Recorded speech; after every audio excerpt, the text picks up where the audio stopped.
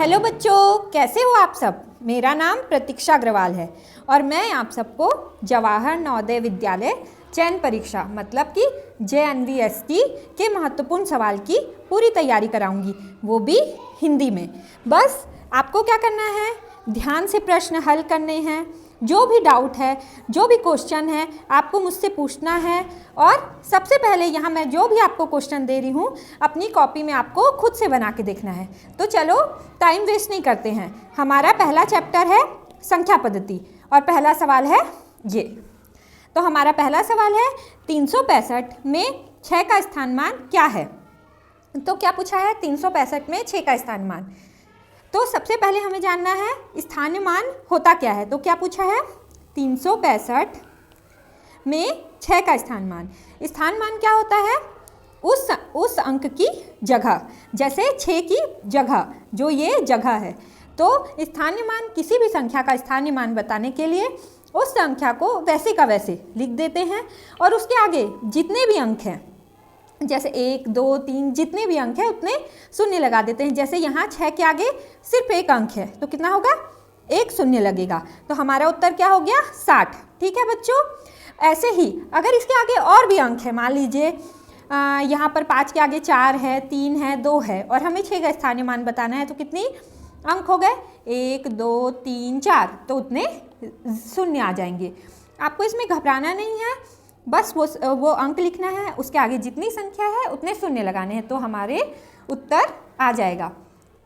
ठीक है बच्चों, समझ में आ रहा है। आगे बढ़ते हैं। हमारा अगला सवाल है 503,206 का शब्दों में सही रूप कौन सा है। मतलब इन अंकों को शब्दों में लिखना है। तो हमारे संख्या क्या है, 503,206। ठीक है, इनको लिखना है हमें शब्दों में। तो सबसे पहले इस कॉमा का मतलब समझते हैं। ये कॉमा का मतलब होता है इनके बीच के अंकों को हम एक साथ पढ़ते हैं। ठीक है बच्चों। और ये कॉमा से हमें ये भी समझ में आ रहा है कि ये भारतीय संख्या प्रणाली में लिखा हुआ है। ठीक है, ठीक है बच्चों। तो सबसे पहले किसी भी अंक को संख्या में लिखने के लिए हम पता करते हैं वो संख्या कितनी है, मतलब इकाई, दहाई, सैकड़ा, ऐसे। तो सबसे पहले शुरुआत कहाँ से करते हैं, यहाँ से, लास्ट आखिरी से। इकाई, दहाई, सैकड़ा, हजार, 10,000, लाख। तो क्या है, लाख तक की संख्या है ये। और शुरुआत कहाँ से हो रहा है, 5 से। तो कितना होगा, 5 लाख। फिर क्या है, 10,000 की जगह में कुछ नहीं है, शून्य है। तो आगे बढ़ते हैं, 3,000, 206। ठीक है बच्चों। किसी भी कितने भी अंक हैं, कितनी भी संख्याएं हैं, उनको शब्दों में करने के लिए हमें सबसे आसान तरीका है, जैसे यहाँ पर हम एक और संख्या का पता करते हैं। जहाँ शून्य ना हो वहाँ हम कैसे किसी संख्या को लिखेंगे, जैसे 6, फिर यहाँ 2, 4, फिर यहाँ 2, 7, 5। ठीक है। तो यहाँ हम कैसे लिखेंगे, सबसे पहले सेम पहले जैसे करना है, इकाई, दहाई, सैकड़ा, हजार, 10,000, लाख। ठीक है।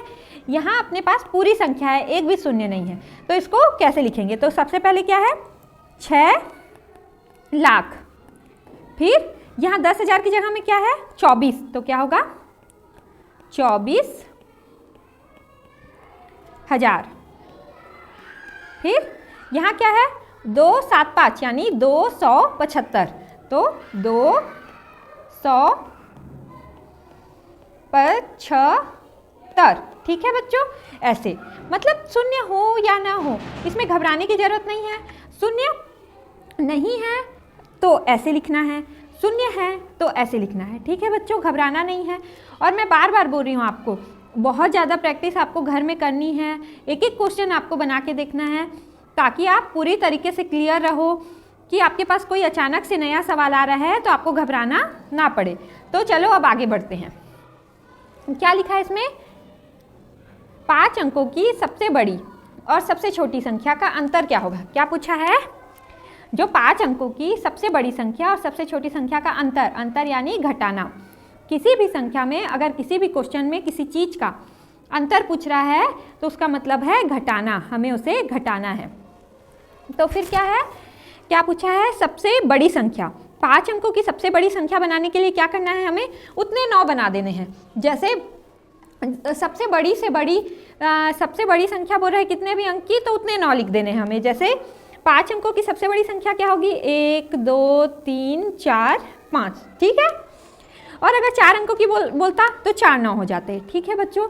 वैसे ही क्या पूछा है? 5 अंकों की सबसे छोटी संख्या। सबसे छोटी संख्या के लिए क्या करना है? 1 लिखना है, फिर उतने 0 लगा देने हैं। तो क्या हो गया? 1 2 3 4।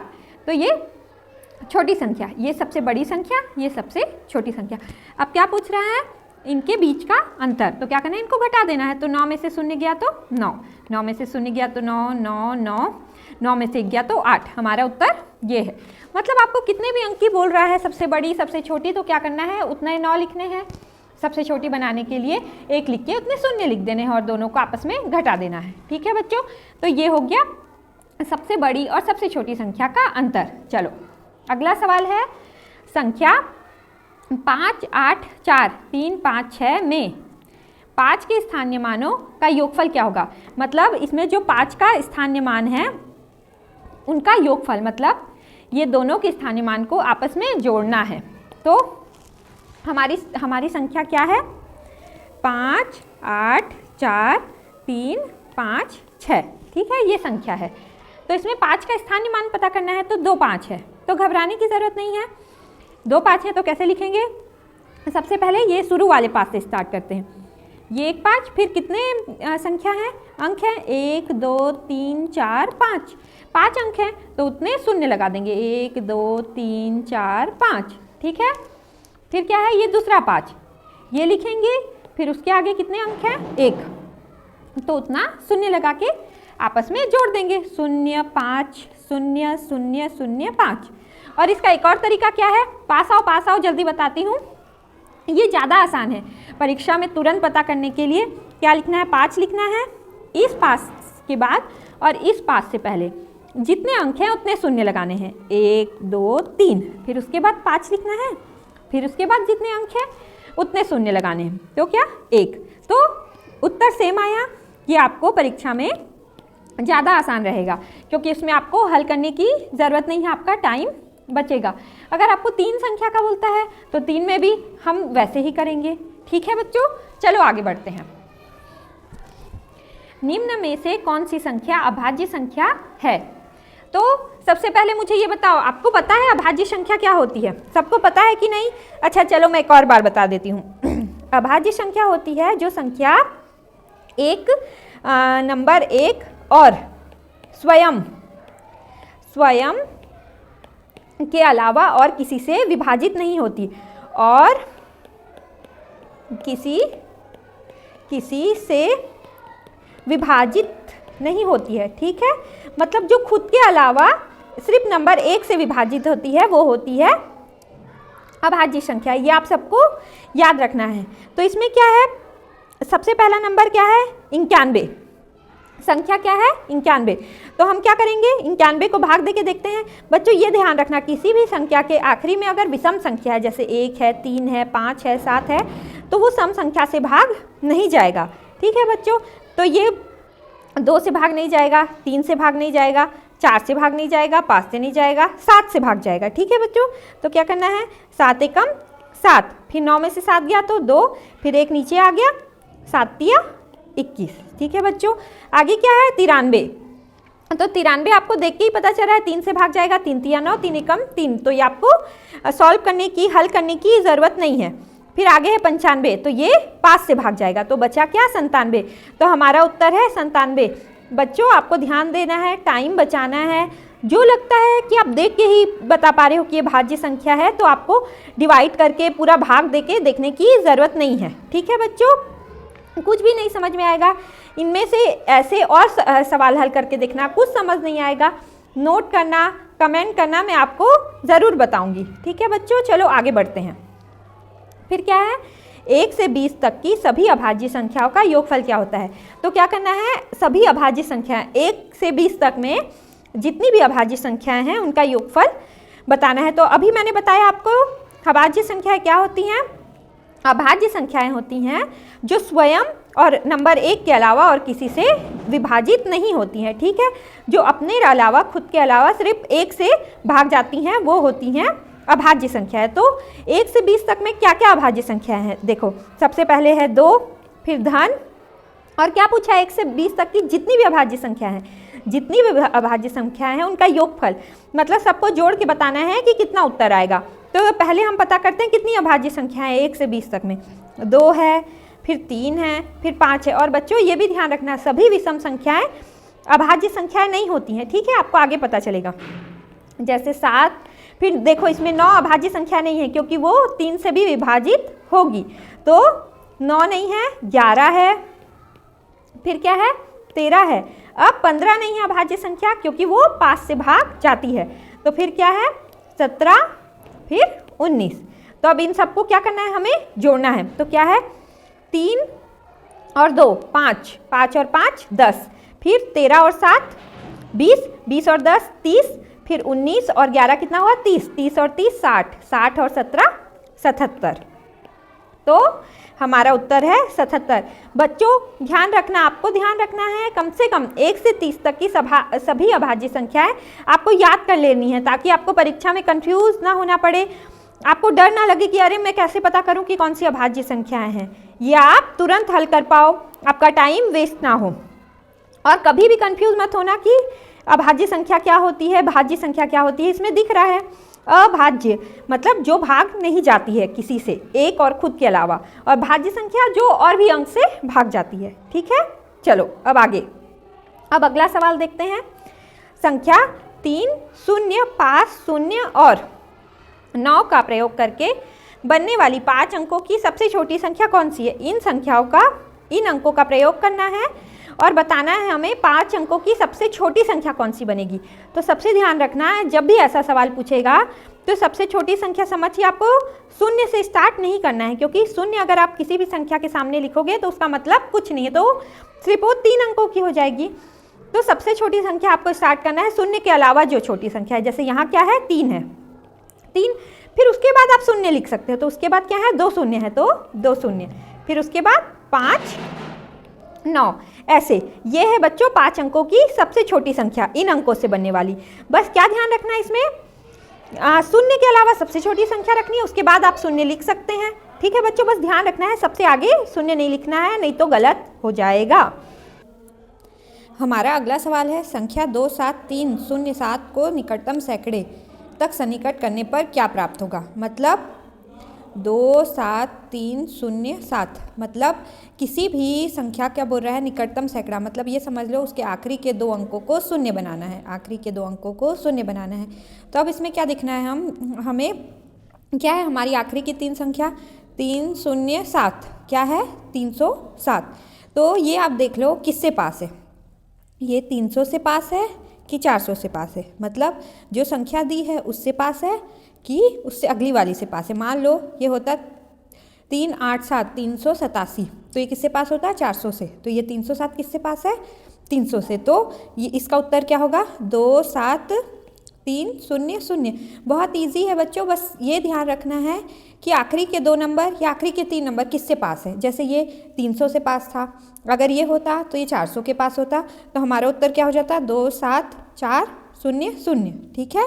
चलो आगे बढ़ते हैं। बच्चों वीडियो पसंद आ रही होगी तो लाइक शेयर सब्सक्राइब ज़रूर करना, ठीक है। चलो आगे बढ़ते हैं। रोमन पद्धति में संख्या 94 को कैसे लिखा जाएगा, ठीक है।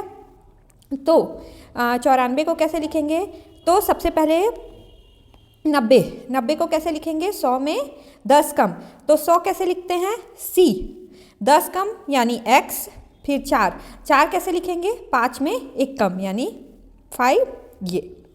अच्छा ये तो सबको पता है ना, किसी भी संख्या में कुछ घटाना रहता है तो उसको उस संख्या से पहले लिखते हैं रोमन में, ठीक है। तो ये हमारा उत्तर है। बहुत डिटेल में आप मुझे कमेंट करोगे तो मैं इसका वीडियो बनाऊंगी जिसमें आपको पूरा संक्षिप्त पूरा जानकारी दूंगी कि कैसे किस अक्षर को कैसे लिखते हैं। अभी इसका उत्तर ये है, ठीक है बच्चों। चलो क्या लिखा है इसमें, 5 अंकों की बड़ी से बड़ी संख्या जो 7 0 5 3 तथा 8 से बनी हो वह है, मतलब अपन को बतानी है इन अंकों से बनी हुई सबसे बड़ी से संख्या। अभी हमने क्या देखा था, सबसे छोटी संख्या, अब क्या देखेंगे, सबसे बड़ी।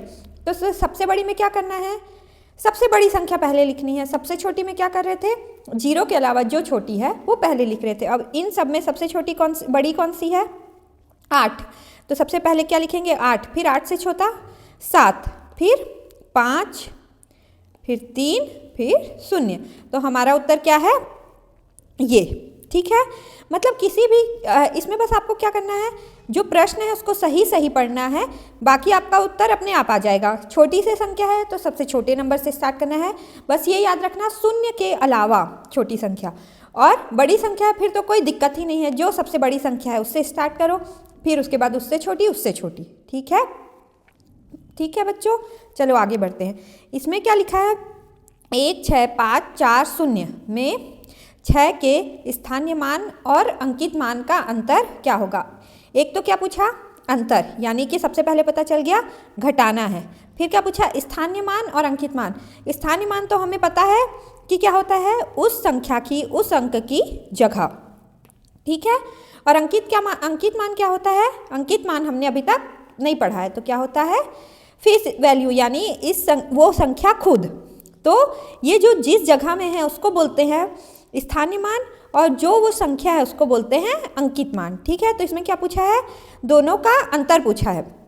तो इसका सबसे पहले क्या करना है, स्थानीय मान निकालना है। तो क्या होगा, 6, फिर उसके आगे कितने अंक हैं, 3, तो उतने 0, 1, 2, 3। फिर अंकित मान क्या है, वो संख्या खुद, तो 6 से घटा देना है। तो 10 में से 6 गया तो 4, फिर 9, 9, 5।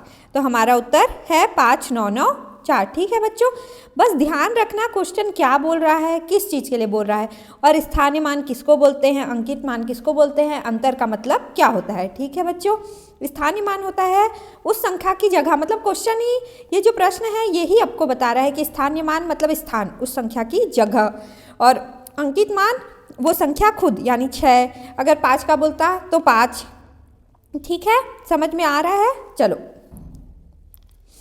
अब क्या लिखा है बच्चों, 2,02,000 को अंकों में कैसा लिखा जाएगा। पहले हमने क्या पढ़ा था, अंकों को शब्दों में कैसा लिखा जाएगा। अब इसमें क्या पूछा है, अंकों को, अब इसमें पूछा है शब्दों को अंकों में कैसे लिखेंगे। ठीक है, तो शुरुआत कहाँ से करेंगे, क्या पूछा है, 2,02,000। ठीक है, तो सबसे पहले क्या लिखेंगे, 2 लाख बोला है तो यहाँ कॉमा आ गया, फिर क्या बोला है, 2,000 सीधा, यानी 10,000 के स्थान पे कुछ नहीं है तो क्या होगा, 0। फिर क्या पूछा है, 2,000, तो 2, फिर उसके आगे कोई संख्या नहीं बोला है, सिर्फ 1000 बोला है, तो क्या होगा, 0, 0। ठीक है, और 0। ठीक है बच्चों, कैसे हो गया अब ये, इसको पढ़ें तो इकाई, दहाई, सैकड़ा, 1000, 10,000, लाख, 2,02,000। ठीक है बच्चों, जहाँ पे कोई संख्या का इसमें जिक्र नहीं कर रहा है वहाँ हमें 0 लगाना है, तो क्या हो गया, 2,02,000। ठीक है, अगर यहीं वो बोल देता 40,000,407।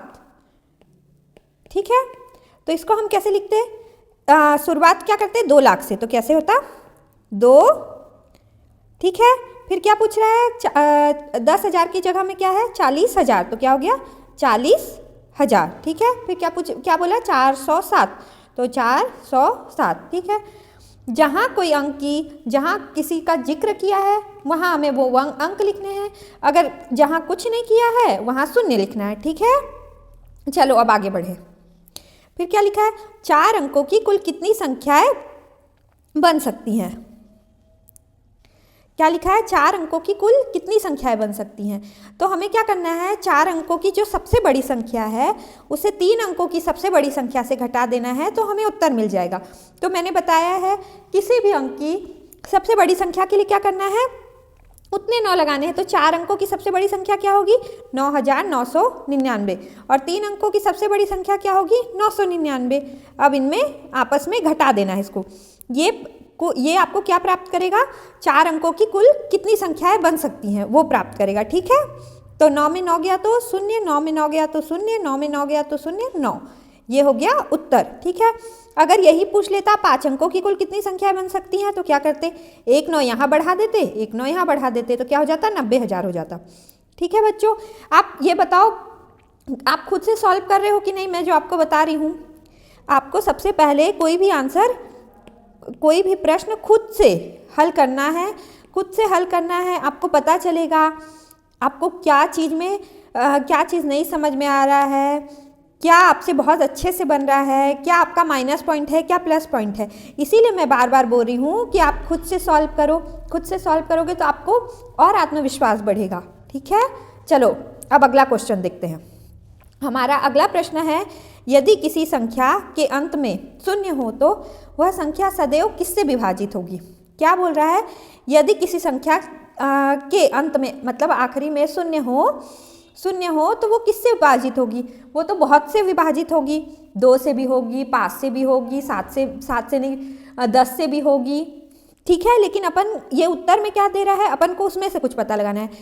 केवल 2 से, सिर्फ 2 से थोड़ी ना होगी, 2 के अलावा और भी अंकों से होगी। ठीक है, तो ये उत्तर नहीं है। केवल 5 से भी नहीं होती है, और भी इसके अलावा हैं 2 और 5 दोनों से, हाँ इन दोनों से होती है।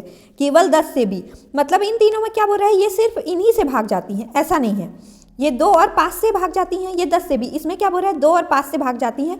ये ऐसे नहीं बोल रहा है इनके अलावा और किसी से भाग नहीं जाएगी। तो क्या होगा, 2 और 5 दोनों से ये हमारा उत्तर होगा। ठीक है, आप लोगों को समझ में आया। केवल बोल दिया इसलिए ये इसका उत्तर नहीं है। ठीक है, और इसमें ऐसा नहीं है, इसमें ये बोला है 2 और 5 दोनों से, ये मना नहीं कर रहा है कि इसके अलावा और किसी से विभाजित नहीं होगी। ठीक है बच्चों, चलो आगे बढ़ें। क्या लिखा है, 1 0 1 0 1 को 17 से गुणा करने पर क्या प्राप्त होता है। क्या करना है, अपन को जो संख्या दी है उसको आपस में गुणा कर देना है। तो क्या है, 1 0 1 0 1 को गुणा करना है 17 से। ठीक है, तो कैसे होगा, 7 एकम 7 7 शून्यम 0 7 एकम 7 7 शून्यम 0 7 एकम 7। ठीक है, फिर 1 0 1 0 1। ठीक है, अब इनको आपस में जोड़ दो, तो 7 1 7 1 7 1, तो हमारा उत्तर है 17 17 17। ठीक है, ये हमारा उत्तर है। इसमें तो सिर्फ आपको गुणा करना है। बच्चों, आपको एक बात का खास ख्याल रखना है, किसी भी प्रश्न को हल करने से पहले उस प्रश्न को बार बार पढ़ना है। कि अगर आपको नहीं समझ में आ रहा तो आप 4 बार पढ़ोगे तो आपको कुछ ना कुछ दिमाग में बत्ती जलेगी, कुछ समझ में आएगा। ठीक है बच्चों, कभी भी हड़बड़ी में क्वेश्चन नहीं बनाना है। भले ही आप थोड़ा धीरे हो जाओगे, लेकिन आपका उत्तर तो गलत नहीं होगा। ठीक है, चलो अब अगला सवाल क्या लिखा है, 5 8 0 और 2 का उपयोग करके अंकों की पुनरावृत्ति किए बिना। ठीक है, मतलब इन अंकों का उपयोग करना है, लेकिन इनको एक बार से ज़्यादा उपयोग नहीं करना है। कि 4 अंकों की सबसे बड़ी विषम संख्या भी बोल दिया है, तो आखिरी में क्या होगा, विषम नंबर होगा। ठीक है, बनाना है। तो क्या है, 5 8 0 2, इसमें तो सिर्फ एक ही विषम संख्या दी है, और क्या बनाना है, सबसे बड़ी संख्या। तो क्या है, इसमें सबसे बड़ा नंबर कौन सा है, अंक कौन सा है, 8, जो कि सम है 8। फिर उसके बाद 2, 5 तो हम ले नहीं सकते, 5 को तो हम आखिरी में यूज़ करेंगे क्योंकि वो विषम संख्या है और हमें बनानी विषम संख्या है। तो क्या, 2, फिर 0, फिर 5, ये हो गया उत्तर। ठीक है बच्चों, बस ये ध्यान रखना, मैं आपको बार बार बोल रही हूँ कि प्रश्न क्या बोल रहा है उसको बार बार पढ़ो। कुछ नहीं समझ में आ रहा है तो उसको फिर से पढ़ो, फिर से समझ में आएगा। ठीक है बच्चों, तो इसमें क्या था, आपको कोई भी अंक को 2 बार नहीं लिखना है और विषम संख्या बनानी है, मतलब आखिरी में कोई विषम अंक आना चाहिए। मान लो अभी तो ये एक ही विषम दिया था, अगर 2 दे देता तो आप कैसे करते, 3 दे दिया, 8 0 2 दे दिया, तो आप कैसे करते, सबसे छोटा विषम अंक ले लेते और बड़ा वाला यूज़ कर लेते, उपयोग कर लेते। तो इसमें सबसे बड़ी संख्या यूज़ करते, सबसे पहले लिखते, फिर उससे छोटी 5, फिर 3 को हमने लिखते क्योंकि हमें विषम संख्या बनानी है, फिर 2, फिर 0, फिर 3। ठीक है, ये हमारा उत्तर होता। कभी भी घबराना नहीं है, आपको कोई भी प्रश्न घुमा फिरा के भी दे सकता है, लेकिन उसको दिमाग लगा के शांति से हल करना है। तो बच्चों, आज का ये हमारा ये हमारा आखिरी सवाल था। अब हम आपके लिए और ऐसे सवाल लेकर आते रहेंगे। अगला चैप्टर, अगला पार्ट हम फिर से कोई नए क्वेश्चन लेके आएंगे, इंपॉर्टेंट क्वेश्चन। लेकिन उससे पहले आपको मुझसे प्रॉमिस करना है, वादा करना है कि आप जो भी क्वेश्चन मैं करा रही हूँ या इसके अलावा आपको लगता है कि हाँ ये मेरे से नहीं बन पा रहा है, तो मैं उसको घर में हल करके देखूँगी। जो भी नहीं बनेगा उसे डाउट अपनी कॉपी में नोट करूँगी, मैम से पूछूँगा।